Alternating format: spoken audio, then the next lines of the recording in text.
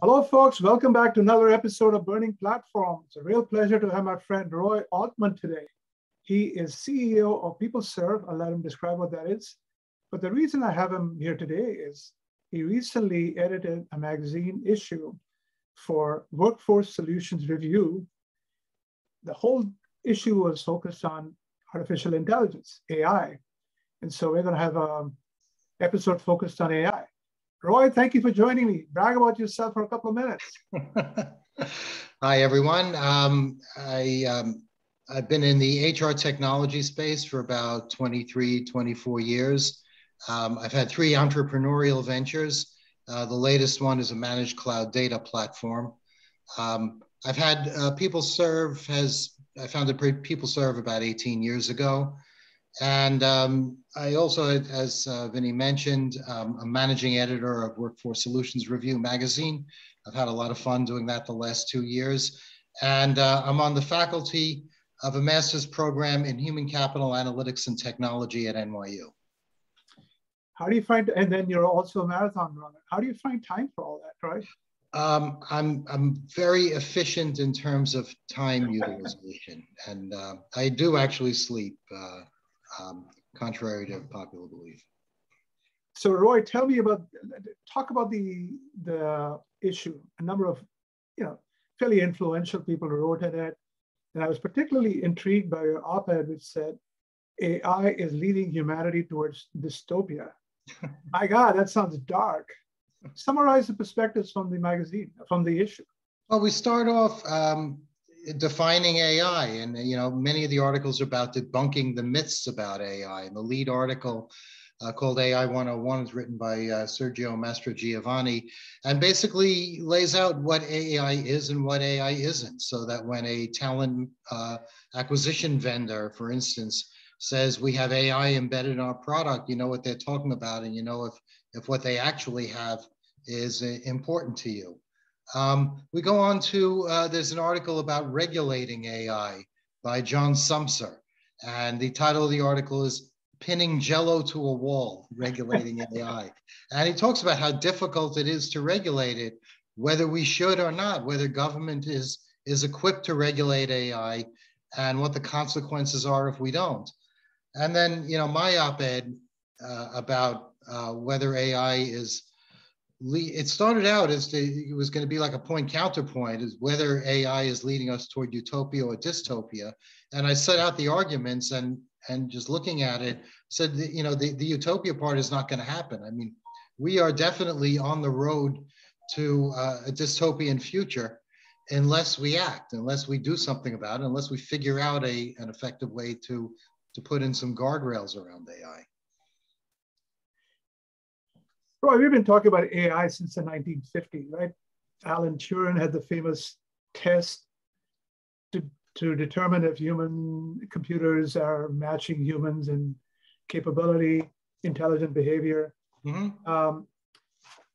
My former employer, Gartner, has been doing hype cycles for at least 30 years, right? Mm-hmm. And every 10 years, it seems like AI or some form of AI shows up, right? So why are we more optimistic that this version of AI, machine learning, whatever you want to call it, mm-hmm. is that much more evolved compared to previous generations? Yeah. So as you remember, I first got interested in AI in the 1980s. And back then we had what was called expert systems, which would basically just do very complicated tree search algorithms. And they weren't really too useful, and AI got a bad name. And back then, ironically, if you said this contains AI, you'd be laughed out of the room. Now, if you don't say that, nobody's interested in it. And I'll tell you what the big difference is, why Alan Turing didn't have an AI machine, or some of the other founding fathers of computing, the computing industry. It comes down to 3 trends. One is the increase in computing power.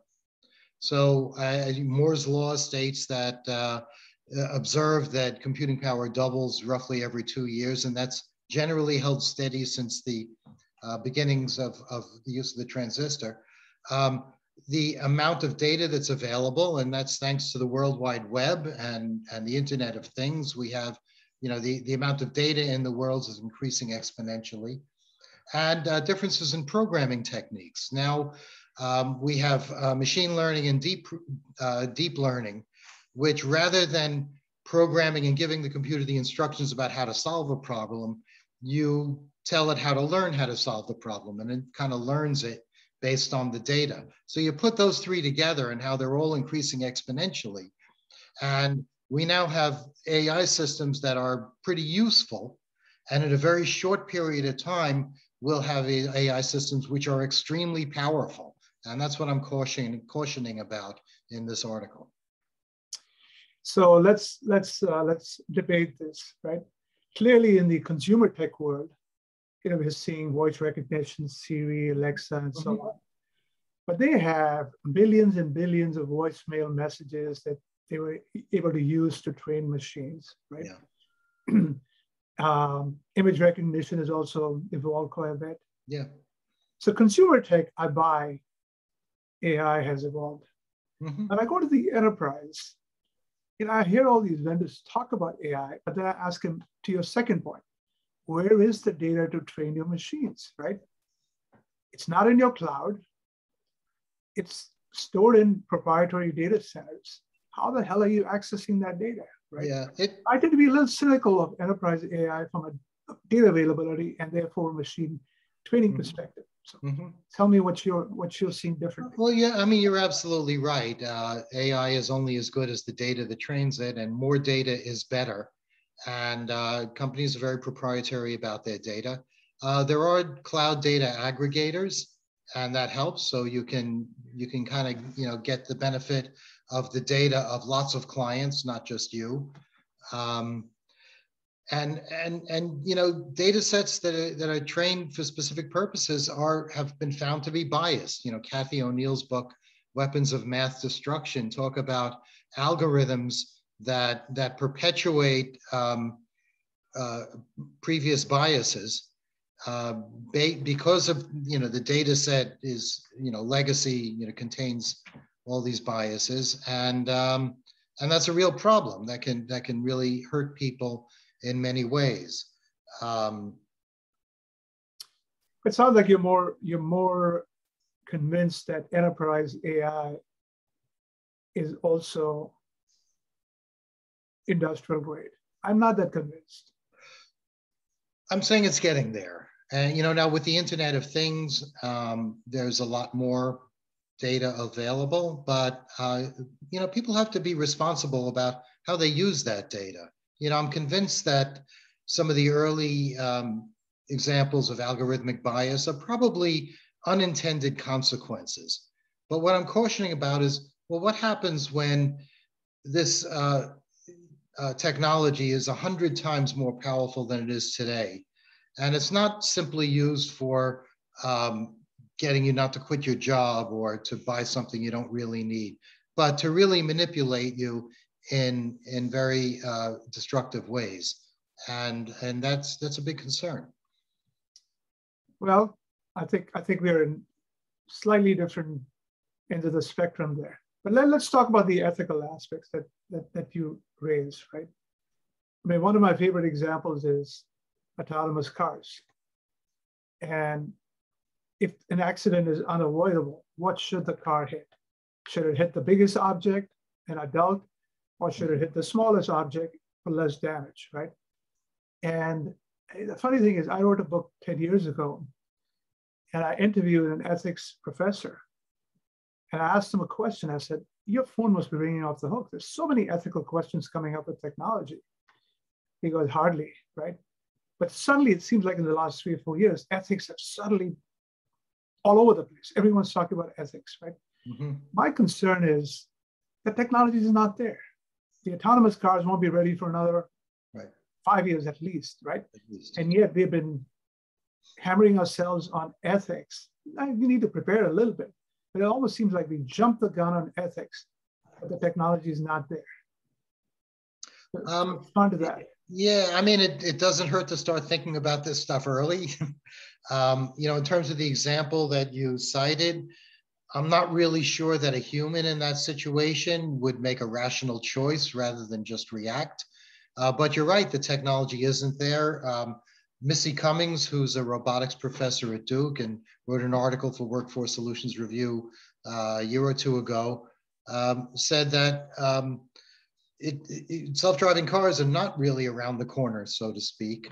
And the reason is the amount of data coming at you at 60 miles an hour is too much for our computers to handle. So that too is a function of computing power. As we see computing power increase, then maybe these technologies will be at the point where we have to confront these issues. But I don't see any, I think it's very responsible to start thinking about it now and put the rules in place. But Roy, doesn't it bring out, I see a lot of do-gooders who jump in and start to escalate these issues, right? Yeah. So don't you think we're taking it out of the technologists and we're getting these, you're right, we need to be somewhat concerned. I just worry that there are too many of these people who love to scream about fear and so on. Well, in John Sumser's article, he doubts whether government is well equipped to automate, to regulate AI. In conversations we've had, you've expressed the same thing. But how do you regulate it? I mean, if you don't, then people like Bezos or Zuckerberg are going to be the ones controlling the technology. Do you really trust them to make the best choices for you and for your freedom? I don't. I mean, I think they're out there, nothing against them, but the captains of industry are out to make money. And like the old song lyric goes from Bruce Springsteen, rich man want to be, poor man want to be rich man want to be king. So we have super rich people who may decide that the world would be better off if they made all the rules. So, what is the best way to control this technology, which is going to be extremely powerful and out of hand within just a few years? Should it be an autonomous standards bureau like the W3C? The problem with that is they don't have any teeth. So, before we start making rules about how AI should function, let's talk about how we should decide, who's going to decide how AI should function. What the people who wrote in the magazine, what was their horizon? Because there's a new book out by Kei-Fu Lee, who's a big investor in AI. He was involved in Microsoft first, Google, then now he's got his own investment, VC. And he's written a book about AI 2041. What was your horizon that people looked at? It's hard to say. Some of the futurists, like Kurzweil, are very optimistic, and they say by 2030 we're going to be, or 2035 we're going to be hitting the singularity, which is when computers, match the processing power of the human brain. There are other people who say 2040 or 2050, and then there are others who say it's more complicated than you think. It'll be 100 years, but so that's a hard question to answer. No, I meant more in the issue you edited. Was the time horizon shorter?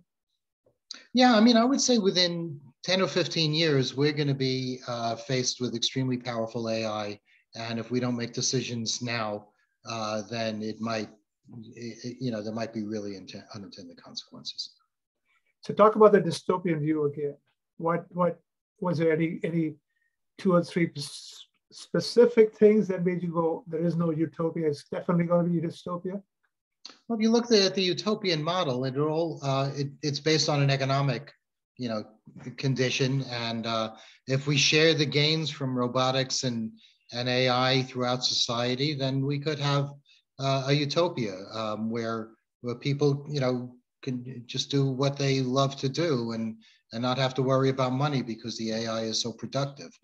But do we really think that the people who own, the AI will just kind of give up the wealth for the benefit of humanity? I sure hope so. But I think, people are using technology to make money. And if you just continue the lines of what's already happening, as you can see, we have AI-driven advertising, which tries to manipulate us into buying things that we may or may not need. Well, that's fairly innocuous. but we've already seen how AI, with the amplifying power of social media and the web, can manipulate people. And just multiply that by 100 and see how manipulative it can be. And we may have something like the Matrix, where humanity is kind of enslaved for the good of only a few. It's not too far-fetched. You're looking at societal. You're looking at much higher. I tend to look at things more in a business context. Mm-hmm. AI as automation, right? So I see automation generally eliminates what I call dull, dirty, and dangerous tasks. Mm-hmm. Human beings evolve into much more creative, innovation stuff and so on. Mm-hmm. So I'm not that worried about AI, but you're clearly looking at it from a more broader societal perspective. Well, even from that perspective, yes, automation has always automated out the mundane and repetitive tasks, and economies have adapted. I think what's different now is that AI is automating out some knowledge worker tasks, such as journalists or radiologists or legal research, and that's kind of scary in a sense. But also, not everybody in the world whose job is automated out can become an artist or a philosophical thinker. I mean, I think there's going to be a lot more disruption in the economy and employability as a result of AI than previous advances of technology. See, my view is we've emphasized white collar jobs a little too much in the last 2 decades. If we move a little more back to trade and blue collar skills, as a society, we'll be better off. So I'm less worried about that. I think, if you look at, and I know you're teaching at NYU, so you probably don't want to hear this, but we've emphasized 4-year degrees a little too much. I agree. The market has been screaming for more mundane carpenters and electricians and so on. We need those too. Societies do fine with some of those. Absolutely. I agree with that. I think the higher ed should change. That model, is kind of broken, and a lot of our companies are not as diverse as they could be because we, look for 4-year degrees. I mean, we're at a point where the decisions we make now will have an effect probably on the future of humanity. So that's what's exciting about it. Just be aware of the issues that's going on, and don't just follow along. I mean, technology has been built is there to make our lives easier, is there to serve humanity. And this is kind of like Pandora's box, or the genie coming out of the bottle, where you can, create something that you can't control. And, I think we've already read enough science fiction and horror books to know to have an off switch that can't be turned off by the robot. Well, Roy, thank you so much. Thank you, Vinny. Enjoy juggling the 16,000 balls that you do as usual. And hopefully you'll be a little more optimistic next year. I hope so. Thanks, Roy. All right.